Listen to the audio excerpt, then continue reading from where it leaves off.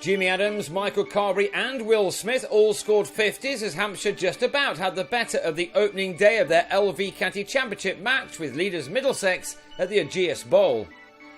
New Middlesex captain James Franklin inserted after winning the toss as his side played their first championship game on this ground since 2006, but he had to wait for 22 overs before a wicket was earned as Liam Dawson and Adams made a solid start against a team which came into this match in prime 4-day form. After earning a hard-fought draw against Nottinghamshire first up, the Londoners have since taken care of Somerset, Durham and Sussex to be perhaps the surprise package of the summer so far. Not that Hampshire have done badly, they may have started this contest in the bottom two places, but by and large they have been competitive in spite of an aberration or two at Headingley last week. Their openers gave them just about the ideal start here in spite of being put in on a typically green Ageas Bowl pitch and playing and missing frequently.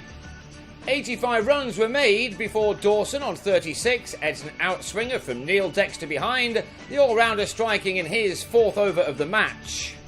But that was to be the visitors' only success before lunch, and they were kept waiting for their next wicket after the break as well by Adams and Carberry. Adams missed that defeat to Yorkshire last week while on paternity leave, but he was soon back in the groove here, passing a 50 for the third time in 7 championship innings this summer off 122 balls with this single off James Harris. The Hampshire skipper had struck 9 fours in his half-century and now needed to push on to something much bigger for the first time this year. He was being well supported by the informed Carberry, a man who's just beginning to find his touch after his 97 made in a losing cause in Leeds last week. Having taken wickets at regular intervals in their last couple of games on helpful pitches, the Middlesex attack were finding this day a lot tougher.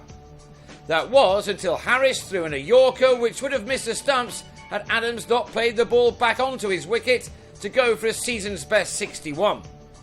That ended a second wicket partnership of 75, but Carberry remained and a glorious straight drive for 6 took him to his latest 50 off 99 balls, his fourth of the season so far, that maximum being added to 6 other fours struck by the powerful left-hander. James Vince was in need of some runs after a poor start to the summer. He looked very good for a while, but on 27 he took on Ollie Rayner but found Dexter at deep mid-on rather too easily to leave with his side on 209 for 3 shortly before tea. Stephen Finn didn't have too much luck throughout the day, but along with the rest of the visiting attack, they found Hampshire in a determined mood. Carberry was going about his business in a typically professional manner in getting to 67, but he then failed to get fully behind a short ball from Harris, which was edged into the hands of Franklin. Harris now had 31 championship wickets so far this summer, but he was not the only bowler in recent times to find Smith a tough man to get out.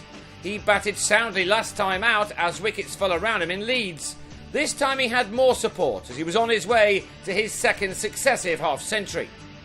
Before he got there, he lost Adam Wheater at the other end, the second new ball not getting up as much as he was expecting as Finn won a deserved LBW.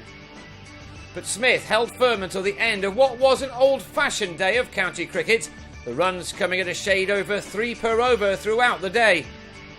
Smith's 50 arrived to the very last ball as he edged Harris to third man for 3. The former Nottinghamshire and Durham man has developed over the years into a very hard-working cricketer, one who never gives his wicket away cheaply. His latest half-century arrived off 123 balls, from which he struck 7 fours, and he will look for plenty more on the second morning. That will start with Hampshire on 295 for 5, Smith on 52 and Sean Irvine on 7 after he battled through the last 40 minutes of what was an intriguing opening day to this fixture.